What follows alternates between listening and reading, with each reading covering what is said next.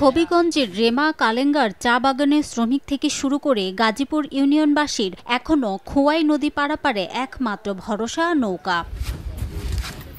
নিত্য প্রয়োজনীয় জিনিস, স্কুলগামী শিশু, এমনকি রোগীও পার হয় এই নৌকাতেই। দিনে কোনোভাবে পারাপার হলেও রাত নামলেই বন্ধ হয়ে যায় চলাচল, পড়েন চরম দুর্ভোগে।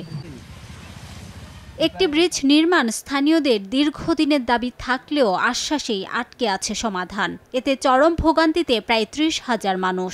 নদীর পার রাত ১২টার সময় যদি হয়, ৮টার সময় গুদারাবদ্ধ থাকে। সন্তান যে অসুখ বিসুখ হয়ে যায়, তাছাড়া আমরা এই ময়নাবিল থেকে কত কষ্ট করে আসি। একটা ব্রিজ দেয় না এত বছর ধরে, এই যে এত কষ্ট করে আমরা যাই। কত এমপি এলো, কত মন্ত্রী এলো, কোনো ব্রিজ দেয় না। সরকারের কাছে দাবি যে আমাদের একটা ব্রিজ দেওয়া হোক। আমরা বিভিন্ন সময় চেষ্টা করছি এলজিডির সঙ্গে বা সংশ্লিষ্ট এমপি মন্ত্রীরা যারা ছিলেন এই অঞ্চলে তাদের সঙ্গে যোগাযোগ করার জন্য। এটা অলরেডি প্রস্তাবনা আছে। ব্রিজ নির্মাণের গতানুগতিক আশ্বাস উপজেলা নির্বাহী কর্মকর্তার। জনগণের চলাচলের ক্ষেত্রে যেন কোনো সমস্যা না হয় সে বিষয়ে আমরা দ্রুত সময়ের মধ্যেই কার্যকরী পদক্ষেপ গ্রহণ করব।